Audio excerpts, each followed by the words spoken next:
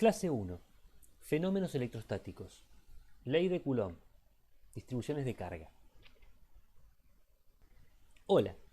En esta primera clase del curso vamos a presentar una serie de fenómenos básicos que vamos a englobar con el término de fenómenos electrostáticos. Estos fenómenos forman parte importante de la base empírica de la teoría del electromagnetismo, que va a ser el tema principal de este curso. Vamos a ver luego cómo la observación de estos fenómenos motivó la elaboración de una serie de modelos inicialmente simples que permitieron primero explicarlos y entenderlos y más adelante controlarlos y aplicarlos a diferentes problemas, tanto tecnológicos como científicos, dentro del área de la física como en otras áreas de las ciencias naturales. El siguiente paso será entonces un análisis cualitativo en el que introduciremos la noción de carga eléctrica como una propiedad de la materia semejante a la masa, otra propiedad aprendida en el curso de Física 1, que es una propiedad escalar. Pero a diferencia de la masa, esta cantidad, la carga eléctrica, tiene un signo. Esto es, puede ser positiva o negativa, y la combinación de cargas puede dar resultado nulo. Veremos entonces cómo esta teoría cualitativa de los cuerpos electrizados se puede volver cuantitativa al relacionar la carga eléctrica con la fuerza que sufren los cuerpos que presentan esta propiedad. Derivaremos entonces la llamada ley de Coulomb. En la derivación de la ley de Coulomb partiremos de un modelo de partícula puntual cargada.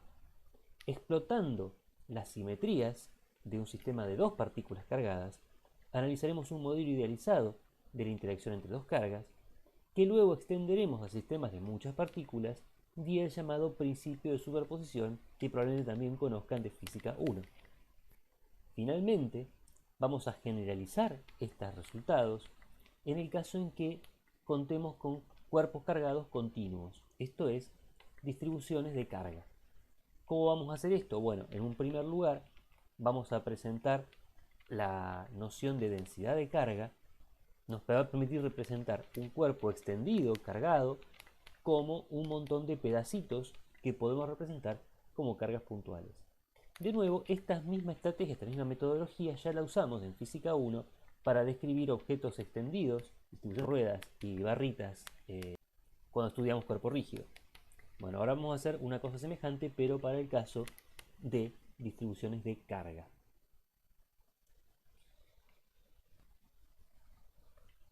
Fenómenos electrostáticos. Empecemos con un poco de historia. Los primeros registros sobre observaciones de fenómenos eléctricos datan de la Grecia clásica. Aristóteles cuenta que en el siglo VII a.C., Tales de Mileto, el del teorema, había observado que cuando frotaba ámbar con un paño de lana o pieles de animales, esta sustancia adquiría la extraña propiedad de atraer objetos livianos, como hojas secas o pedacitos de papiro. Muchos siglos más tarde, el médico inglés William Gilbert observó que un fenómeno análogo ocurría cuando se frotaba vidrio con un paño de seda. El ámbar es una resina orgánica que producen algunos árboles. La palabra en griego para designar esta sustancia es electrón, por lo que Gilbert comenzó a designar este tipo de fenómenos como eléctricos, es decir, que se comportan igual que el ámbar.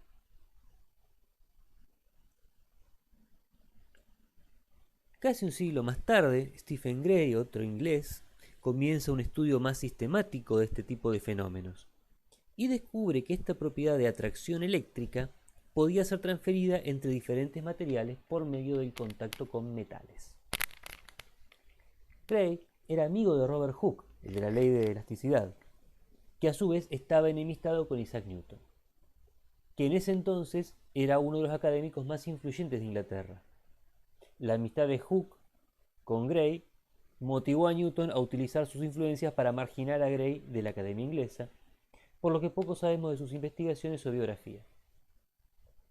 Afortunadamente, los resultados de Gray llegaron a Francia, donde la influencia de Newton no era tan importante, y allí llegan a oídos de Charles François Dufray, un académico francés, que continúa los experimentos de Gray y descubre que en realidad había dos tipos de electrización y que los efectos de esta eran diferentes entre cuerpos del mismo y de diferente tipo.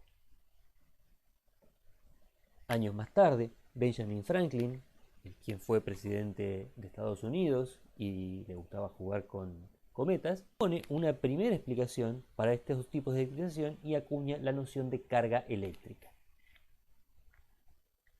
Más adelante, Charles Coulomb, en Francia, elabora un primer modelo de la interacción eléctrica y establece las leyes de atracción y repulsión entre cargas.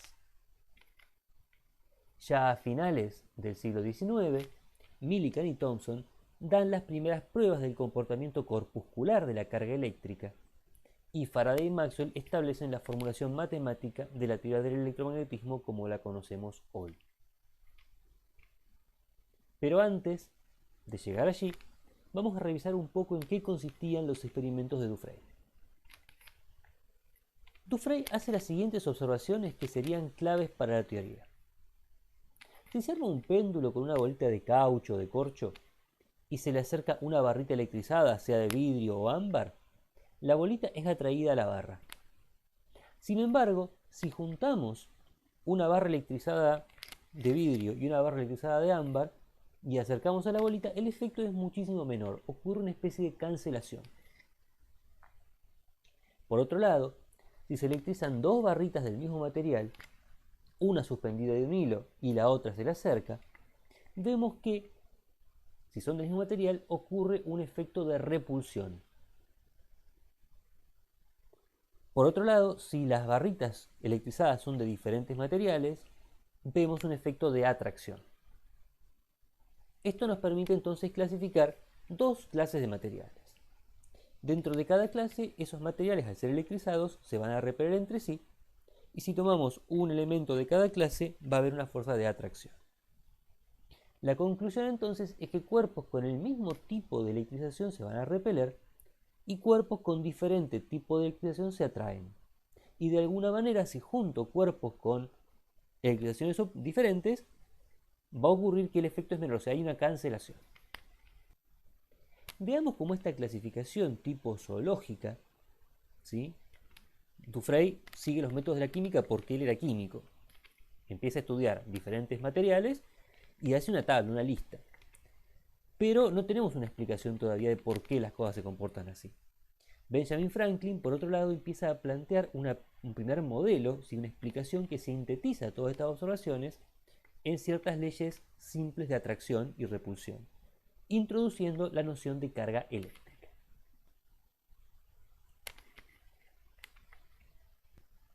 Carga eléctrica. Vamos ahora a discutir el modelo de Benjamin Franklin. Franklin pensaba más como físico, o sea, va a tratar de tomar la observación experimental de todas estas sustancias que hizo Dufresne y va a tratar de explicarlo en términos de alguna idea simple. Para eso propone lo siguiente. Vamos a suponer que todo objeto, esté cargado o no, contiene dos tipos de fluido eléctrico, uno que va a ser del tipo vidrio y otro del tipo ámbar. Al del tipo vidrio lo vamos a llamar positivo y al del ámbar lo vamos a llamar negativo, aunque claramente esto es una cuestión convencional. El fluido de tipo vidrio va a tender a repelerse entre sí de alguna manera y a atraer al tipo ámbar y viceversa.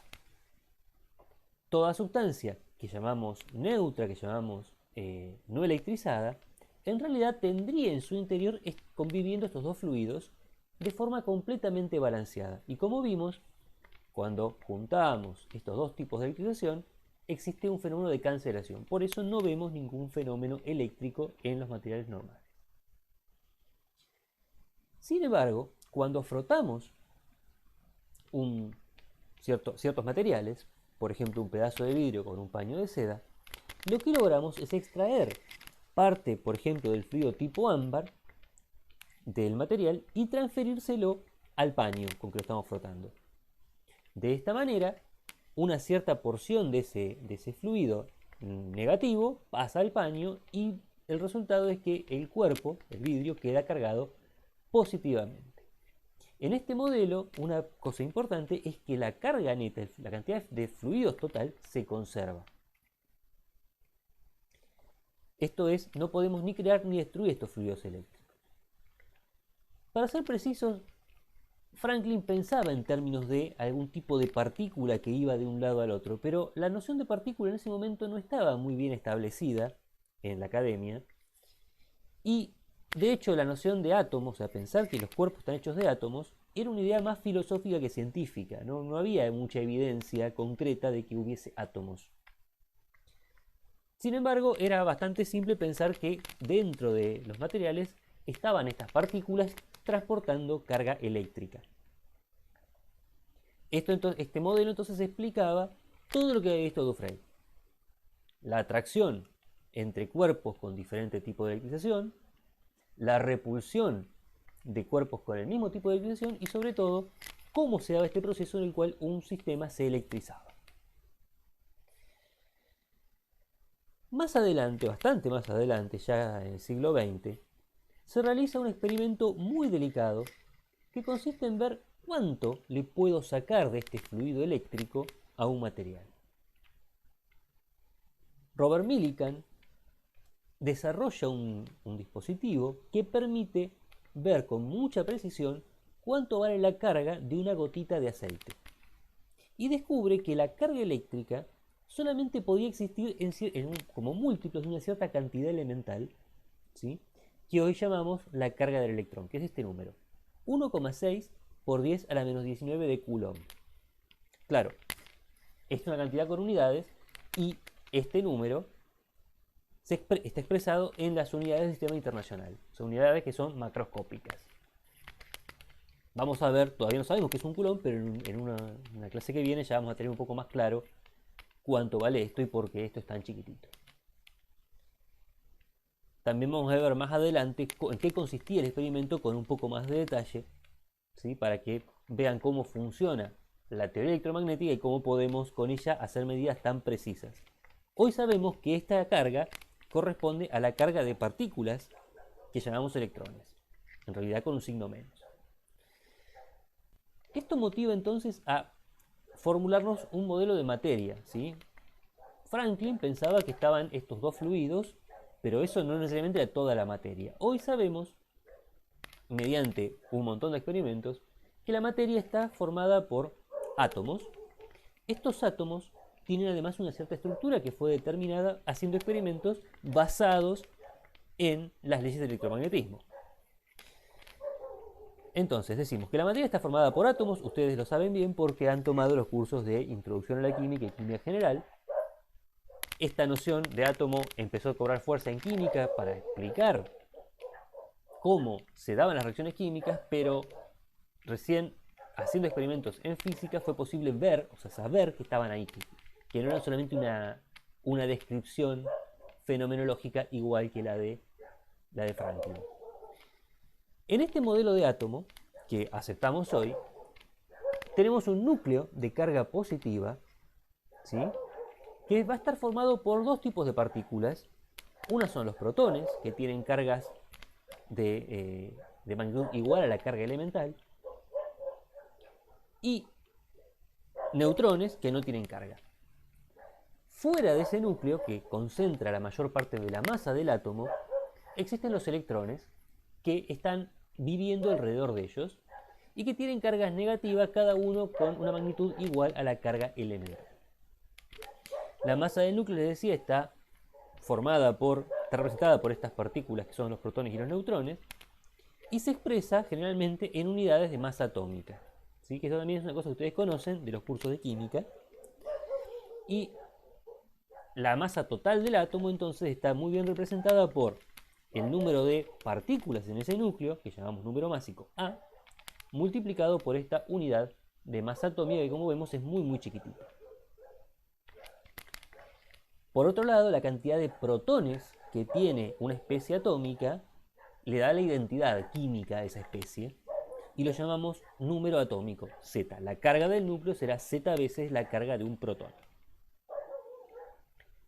De esta manera, los átomos en general serán neutros porque tendrán la misma cantidad de carga positiva en su núcleo que de carga negativa en sus electrones. De forma tal que el átomo en total está descargado.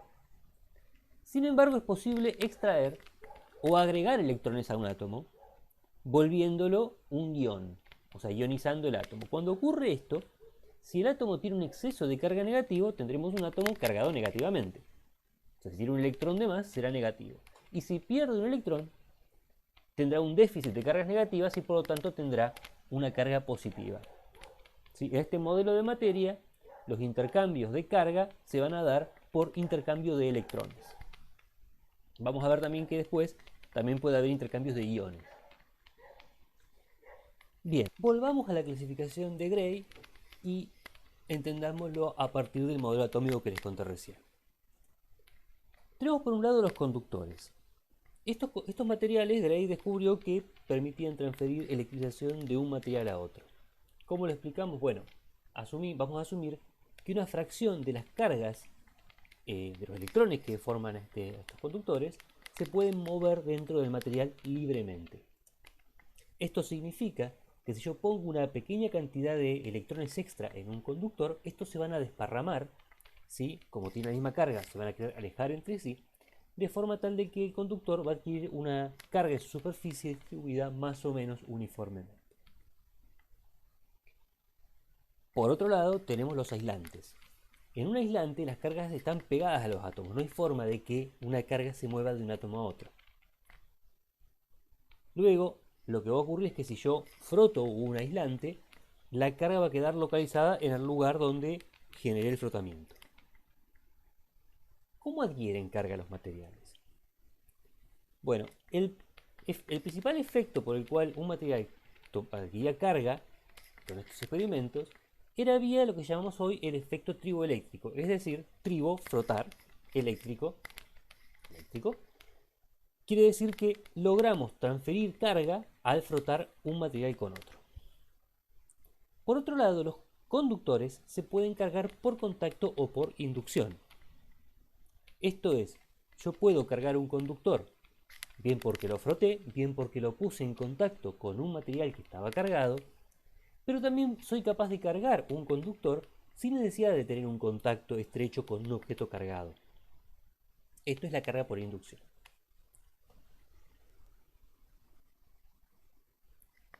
Carga por frotamiento, triboelectricidad. En este mecanismo de carga, un aislante adquiere carga debido al contacto con otro aislante. ¿Cómo ocurre esto? Bueno, ustedes saben, de lo que aprendieron en química, que las diferentes sustancias tienen cierta tendencia a atrapar o a dejar irse a los electrones. ¿Sí? Decimos que en cada material existe un cierto potencial electroquímico para los electrones. Y entonces, si yo pongo en contacto dos superficies, los electrones van a tener cierta tendencia a irse al material que tiene un potencial electroquímico más bajo. O sea que requiere menos energía libre estar en ese material. Antes de saber de todo esto, la gente empezó a hacer tablas, ¿sí?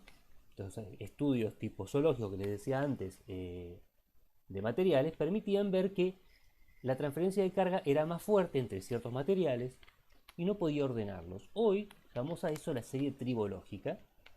¿Sí? Aquí está la lista.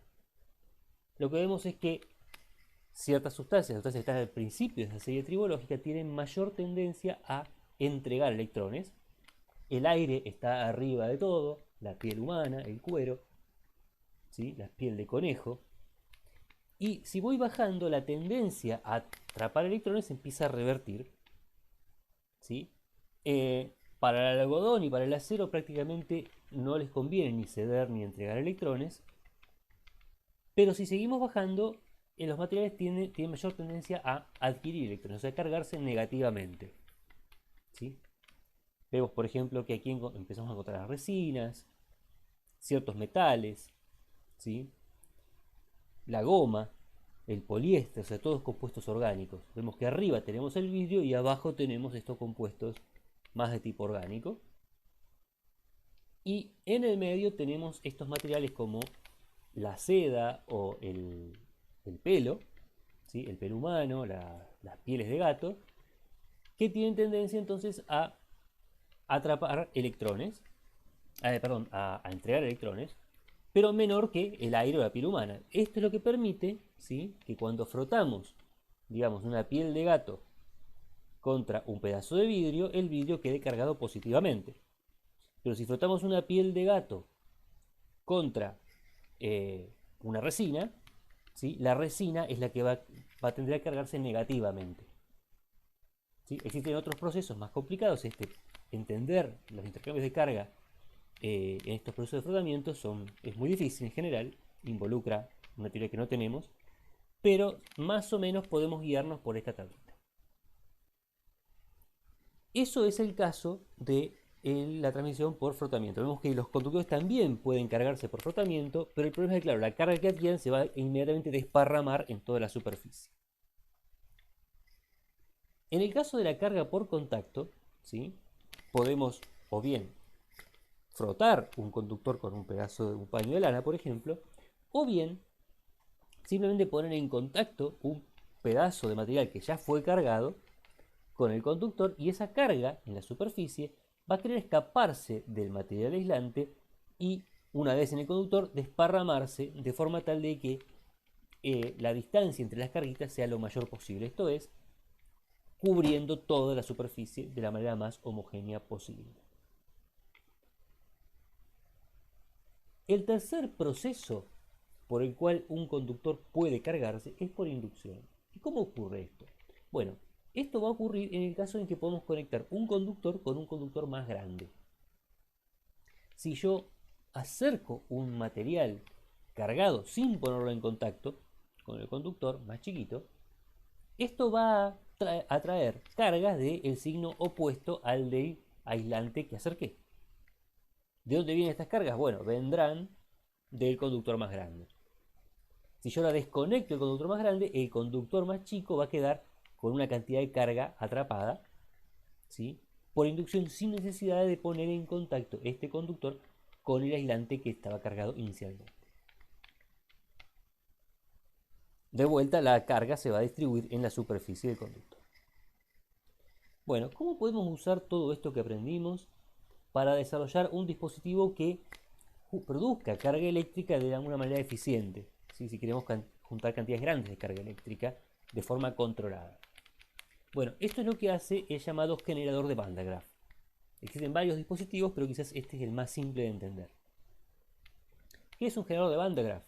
Bueno, consiste en una banda aislante, ¿sí?, que va a ser impulsada por un motor para que gire de forma continua. Esta banda se va a poner en contacto con un peine, ¿sí?, conductor, que se encuentra en un extremo de la banda, ¿sí?, y en este movimiento, ¿sí?, va a haber una transferencia de carga de mi aislante a este conductor. ¿Sí? Como dijimos, los conductores suelen estar en el centro de la serie triboeléctrica, mientras que los aislantes tipo resina, ¿sí?, tipo orgánico, van a estar abajo. Por lo tanto, lo que está ocurriendo aquí, cuando esto se mueva, es que este material se va a cargar negativamente, los electrones de este conductor se van a querer pasar a la banda móvil, y esta carga que se produce, que se va acumulando aquí, se puede transferir a su vez a un conductor más grande, ¿sí? Aquí vemos, ¿sí?, este cilindrito, ¿sí?, conductor, que le va a permitir acumular una cantidad de carga importante. Obviamente, una vez que esto adquirió carga, también la banda adquiere carga, el pedacito de superficie en contacto adquirió carga, ¿sí?, y va a seguir cargada hasta llegar abajo, donde el sistema tiene un mecanismo para desembarazarse de carga, enviándolos a tierra o a otro conductor. Con esto lo que logramos es una separación de carga. ¿De qué orden es esta separación de carga? Bueno, es de varios microcoulombs.